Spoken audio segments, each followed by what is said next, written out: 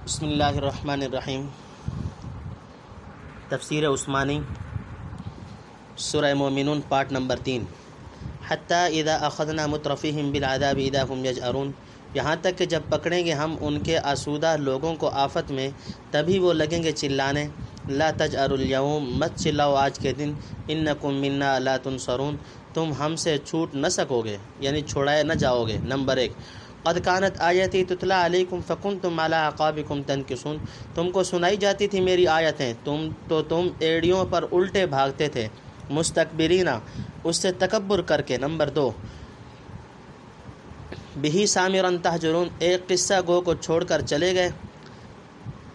Number 3، افلم یدبروا القول ام جاءہم ما لم یأت آباءہم الاولین، سو کیا انہوں نے دھیان نہیں کیا اس کلام میں۔ نمبر 4، یا آئی ان کے پاس ایسی چیز جو نہ آئی تھی ان کے پہلے باپ دادوں کے پاس۔ نمبر 5، ام لم یعرفوا رسولہم، یا پہچانا نہیں انہوں نے اپنے پیغام لانے والے کو، فہم لہ منکرون، سو وہ اس کو اوپرا سمجھتے ہیں، یعنی نہیں مانتے ہیں۔ نمبر 6، ام یقولون بہ جنہ، یا کہتے ہیں کہ اس کو سودا ہے، بل جاءہم بالحق واکثرہم للحق کارہون، کوئی نہیں، وہ تو لایا ہے ان کے پاس سچی بات، اور ان بہتوں کو سچی بات بری لگتی ہے۔ نمبر 7، وَلَوِ اتَّبَعَ الْحَقُّ أَهْوَاءَهُمْ لَفَسَدَتْ، اور اگر سچا رب چلے ان کی خوشی پر تو خراب ہو جائیں۔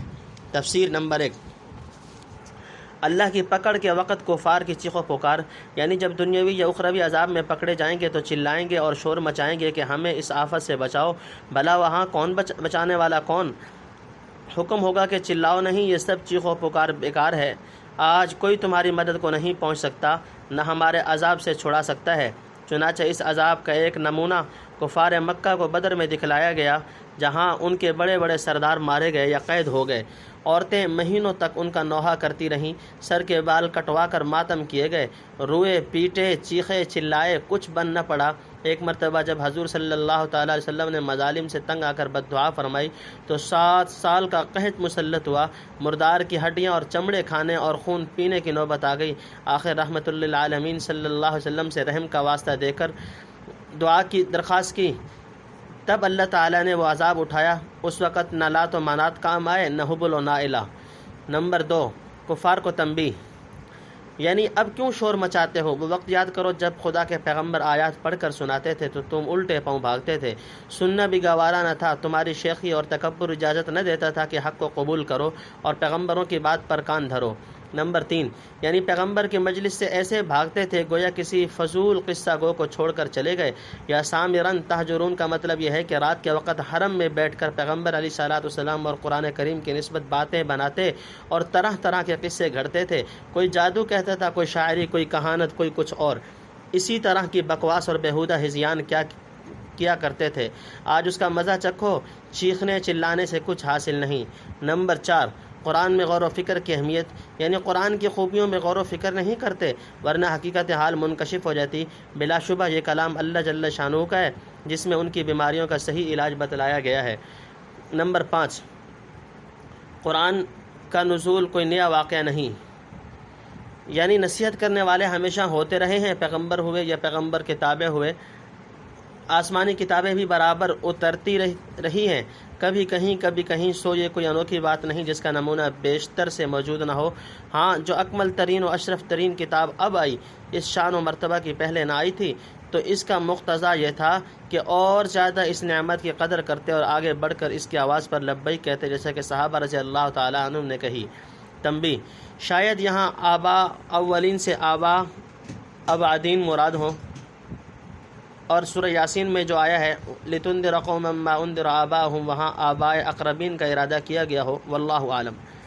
نمبر 6، حضرت صلی اللہ تعالی وسلم سے کفار کا اعراض ان کی ضد کی وجہ سے ہے، یعنی کیا اسی لیے اعراض و تکذیب پر تلے ہوئے ہیں کہ ان کو پیغمبر کے حوال سے آگاہی نہیں، حالانکہ سارا عرب جانتا ہے کہ آپ بچپن سے صادق و امین اور عفیف و پاک باز تھے۔ چنانچہ حضرت جعفر رضی اللہ تعالیٰ عنہ نے بادشاہ حبشہ کے سامنے، حضرت مغیرہ ابن شعبہ نے نائب کسریٰ کے آگے، اور ابو سفیان نے بحالت کفر قیصر روم کے دربار میں اسی چیز کا اظہار کیا، پھر ایسے مشہور و معروف راست باز بندہ کی نسبت کیسے گمان کیا جا سکتا ہے کہ وہ والعیاذ باللہ خدا تعالیٰ پر جھوٹ باندھنے لگے۔ نمبر 7، حضرت صلی اللہ تعالیٰ علیہ وسلم حق کے مبلغ ہیں، یعنی سودائیوں اور دیوانوں کی باتیں کہیں ایسی سودائیوں اور دیوانوں کی باتیں کہیں ایسی کھری اور سچی ہوتی ہیں؟ حقیقت یہ ہے کہ وہ لوگ بھی محض زبان سے کہتے تھے، دل ان کا جانتا تھا کہ بے شک جو کچھ آپ لائے ہیں حق ہے، پر حق بات چونکہ ان کے اغراض و خواہشات کے موافق نہ تھی، اس لیے بری لگتی تھی اور قبول کرنے کے لیے آمادہ نہ ہوتے تھے۔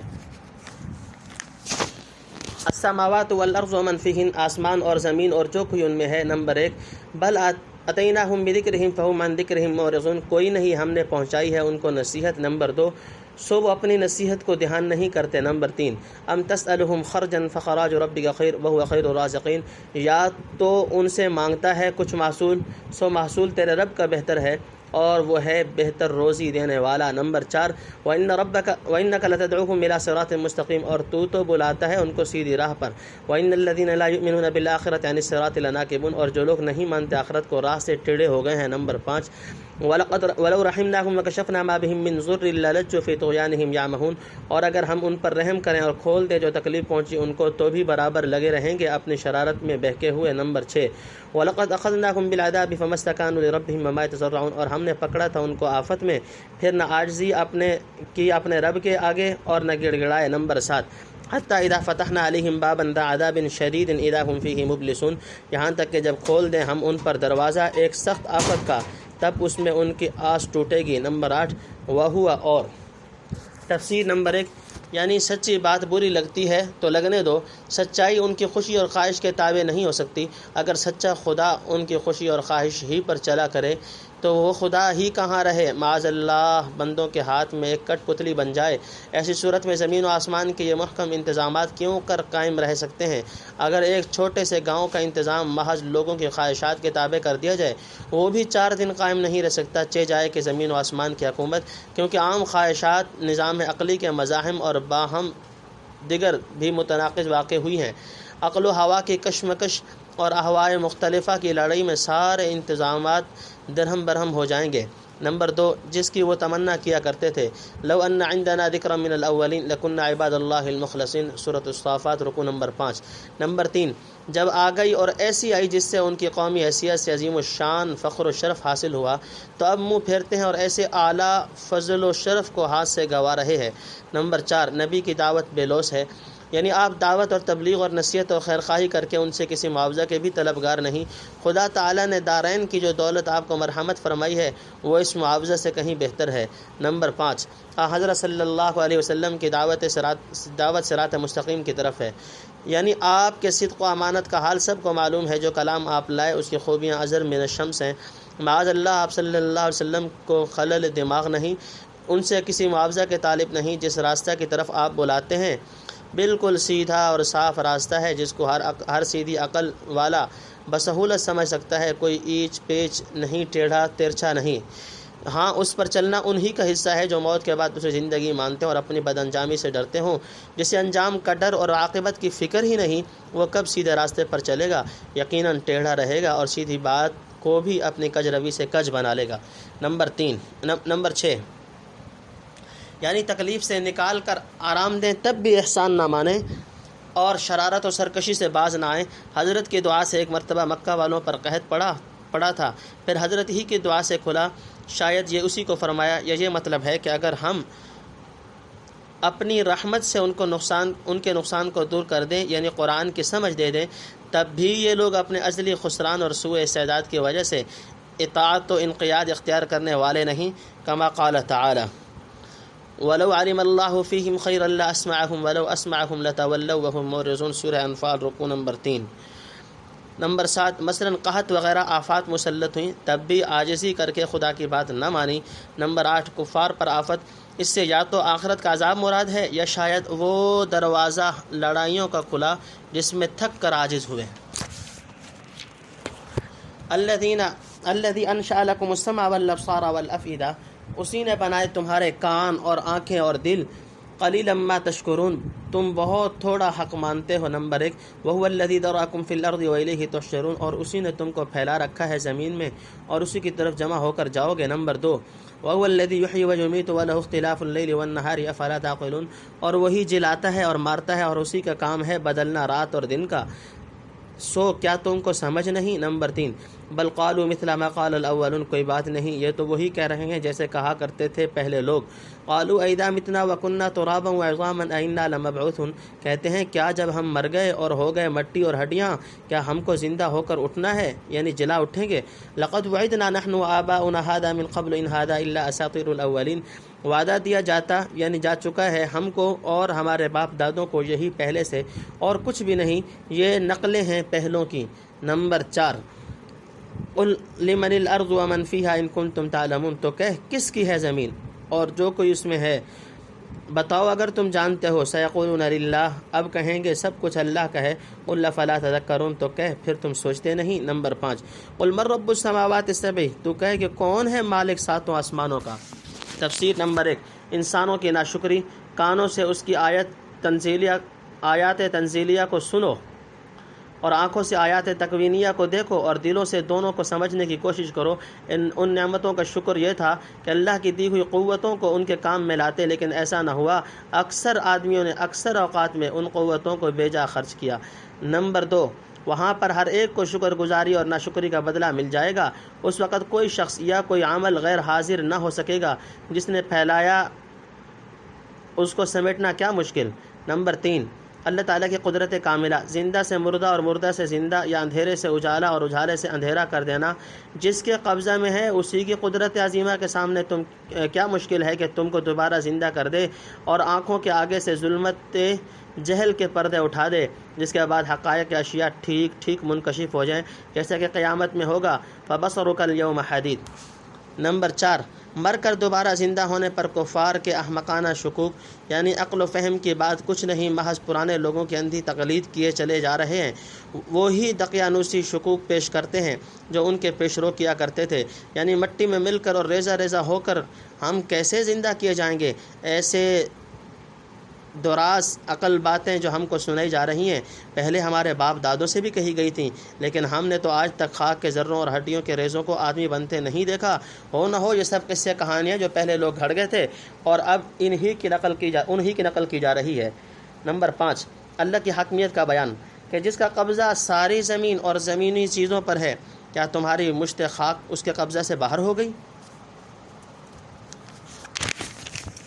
ورب العرش العظیم، اور مالک اس بڑے تخت کا، سیقولون للہ، اب بتائیں گے اللہ کو۔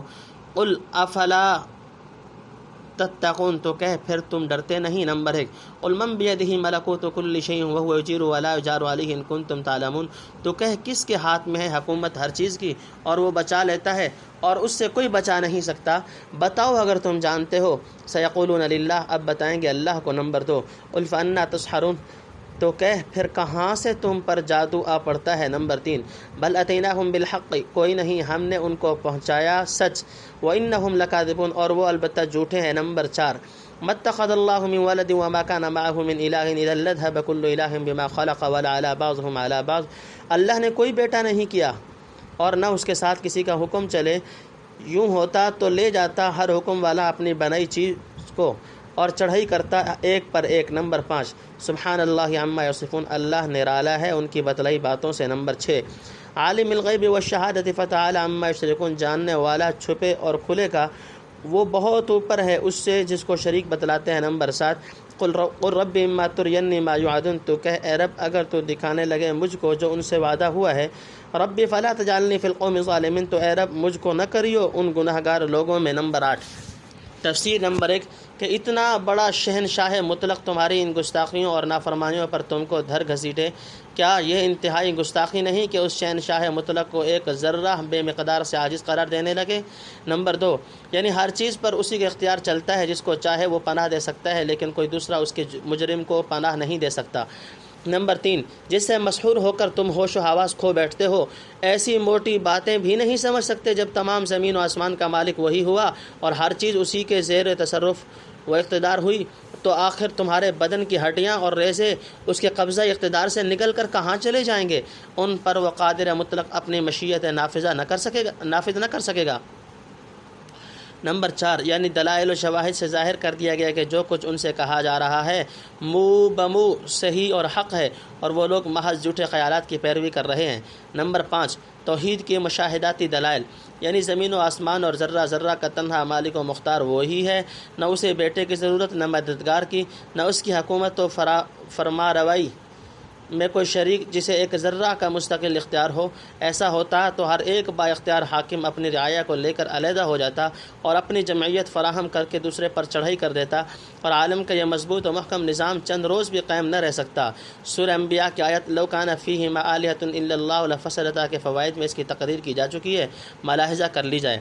نمبر 6، کیا خدا کی شان یہ ہوتی ہے کہ اس کے آگے کوئی دم مار سکے یا ایک ذرہ اس کے حکم سے باہر ہو سکے؟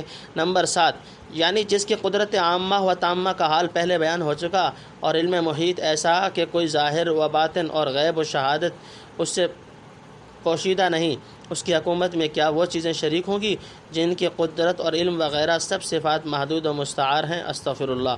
نمبر 8، مومنین کو ایک دعا کی ہدایت، یعنی حق تعالیٰ کی جناب میں ایسی گستاخی کی جاتی ہے تو یقیناً کوئی سخت آفت آ کر رہے گی، اس لیے ہر مومن کو ہدایت ہوئی کہ اللہ کے عذاب سے ڈر کر یہ دعا مانگے کہ جب ظالموں پر عذاب آئے تو الہی مجھ کو اس کے ذیل میں شامل نہ کرنا، جیسا کہ حدیث میں آیا وَإِذَا أَرَدْتَ فِي قَوْمٍ فِتْنَةً فَاقْبِضْنِي غَيْرَ مَفْتُونٍ، مطلب یہ کہ خداوندہ ہم کو ایمان و احسان کے راہ پر مستقیم رکھ، کوئی ایسی تقصیر نہ ہو کہ الیاذ باللہ تیرے عذاب کے لپیٹ میں آ جائیں، جیسے دوسری جگہ ارشاد ہوا وَاتَّقُوا فِتْنَةً لَا تُصِيبَنَّ الَّذِينَ ظَلَمُوا مِنْكُمْ خَاصَّةً، سورہ انفال رکوع نمبر 3۔ یہاں حضور صلی اللہ علیہ وسلم کو مخاطب بنا کر دوسروں کو سنانا ہے، اور یہ قرآن کریم کی عام عادت ہے۔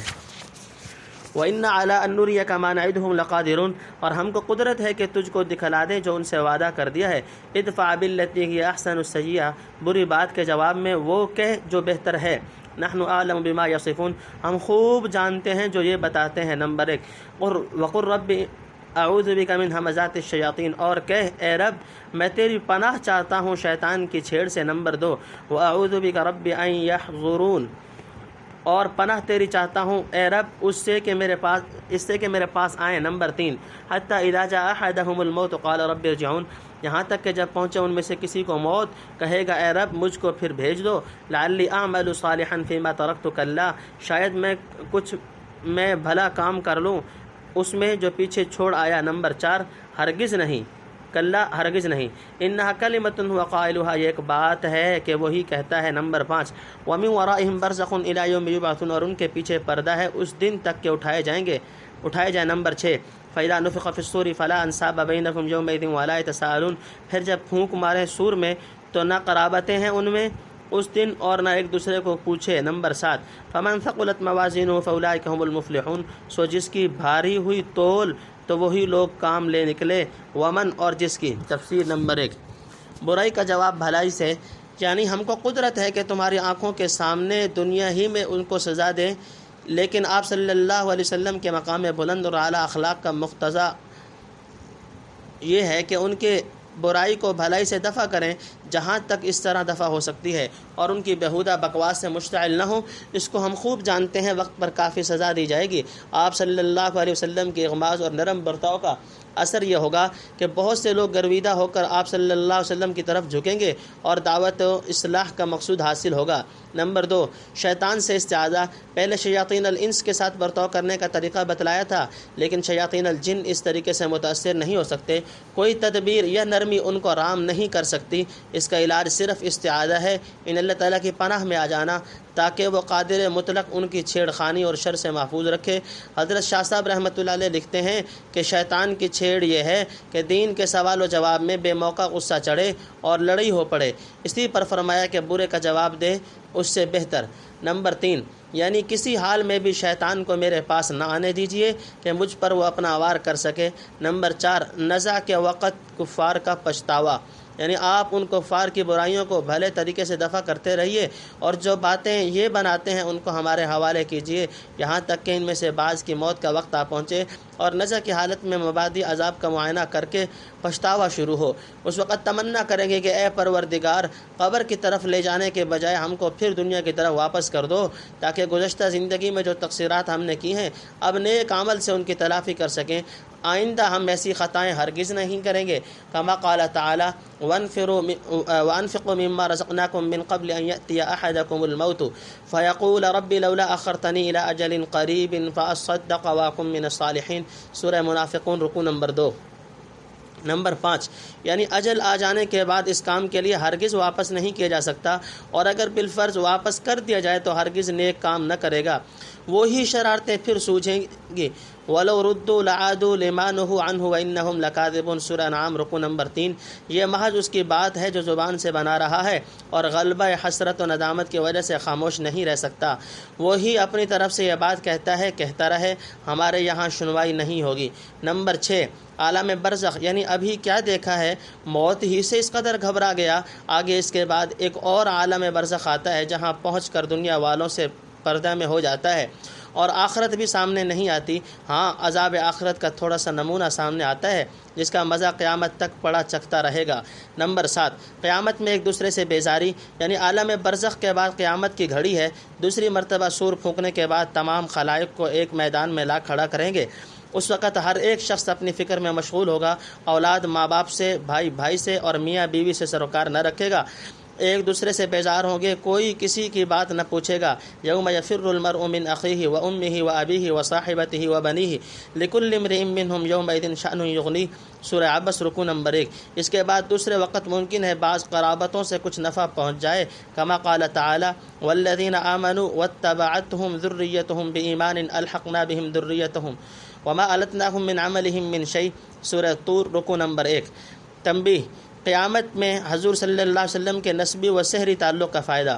بعض احادیث میں نبی کریم صلی اللہ علیہ وسلم نے فرمایا قیامت کے دن سارے نسب اور دامادی کے تعلقات منقطع ہو جائیں گے، یعنی کام نہ دیں گے الا نسبی و سحری، بجز میرے نسب اور سحر کے۔ معلوم ہوا کہ حضور صلی اللہ علیہ وسلم کے تعلقات عموم سے مستثنیٰ ہیں۔ اسی حدیث کو سن کر حضرت عمر رضی اللہ تعالی عنہ نے ام کلثوم بنت علی ابن ابی طالب سے نکاح کیا اور 40,000 درہم مہر باندھا۔ حضرت شاہ صاحب رحمۃ اللہ علیہ لکھتے ہیں وہاں باپ بیٹا ایک دوسرے کے شامل نہیں، ہر ایک سے اس کے عمل کا حساب ہے۔ خفت موازینہ فاولئک الذین خسروا انفسهم فی جہنم خالدون، ہلکی نکلی تول سو وہی لوگ ہیں جو ہار بیٹھے اپنی جان دوزخ ہی میں رہا کریں گے۔ تلفح وجوہہم النار وہم فیہا کالحون، جھلس دے گی ان کے منہ کو آگ اور وہ اس میں بدشکل ہو رہے ہوں گے۔ نمبر 1 الم تکن آیاتی تتلی علیکم فکنتم بہا تکذبون، کیا تم کو سنائی نہ تھیں ہماری آیتیں پھر تم ان کو جھٹلاتے تھے۔ نمبر 2 قالوا ربنا غلبت علینا شقوتنا وکنا قوما ضالین، بولے اے رب زور کیا ہم پر ہماری کم بختی نے اور رہے ہم لوگ بہکے ہوئے۔ ربنا اخرجنا منها فإن عدنا فإنا ظالمون، اے ہمارے رب نکال لے ہم کو اس میں سے، اگر ہم پھر کریں تو ہم گناہ گار۔ نمبر 3 قال اخسئوا فیہا ولا تکلمون، فرمایا پڑے رہو پھٹکارے ہوئے اس میں اور مجھ سے نہ بولو۔ انہ کان فریق من عبادی، ایک فرقہ تھا میرے بندوں میں، یقولون جو کہتے تھے ربنا آمنا فاغفر لنا وارحمنا وانت خیر الراحمین، اے رب ہمارے ہم یقین لائے سو معاف کر ہم کو اور رحم کر ہم پر اور تو سب رحم والوں سے بہتر ہے۔ نمبر 4 فاتخذتموہم سخرجا حتی انسوکم، پھر تم نے ان کو ٹھٹھوں میں پکڑا یہاں تک کہ بھول گئے ان کے پیچھے۔ تفسیر نمبر 1 دوزخ کی ہولناک سزا، جلتے جلتے بدن سوج جائے گا، نیچے کا ہونٹ لٹک کر ناف تک اور اوپر کا پھول کر کھوپڑی تک پہنچ جائے گا اور زبان باہر نکل کر زمین میں لٹکتی ہوگی جسے دوزخی پاؤں سے روندیں گے۔ اللہم احفظنا منہ ومن سائر انواع العذاب۔ نمبر 2 کفار کو ان کی تکذیب پر تنبیہ، یعنی اس وقت ان سے یوں کہیں گے گویا جن باتوں کو دنیا میں جھٹلایا کرتے تھے اب آنکھوں سے دیکھ لو سچی تھی یا جھوٹی۔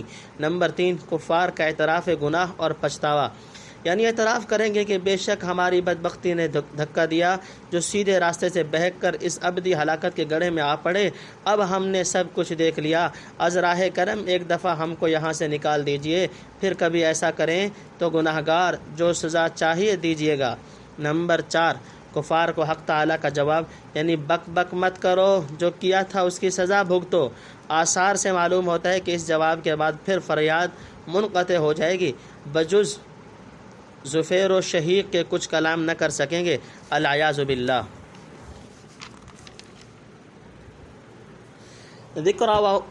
ذکری وکنتم منہم تضحکون، میری یاد اور تم ان سے ہنستے رہے۔ نمبر 1، انی جزیتہم اليوم بما صبروا انہم هم الفائزون، میں نے آج دیا ان کو بدلہ ان کے صبر کرنے کا یعنی تحمل کا، اور وہی ہیں مراد کو پہنچنے والے۔ نمبر 2، قال کم لبثتم فی الارض عدد السنین، فرمایا تم کتنی دیر رہے زمین میں برسوں کی گنتگی سے۔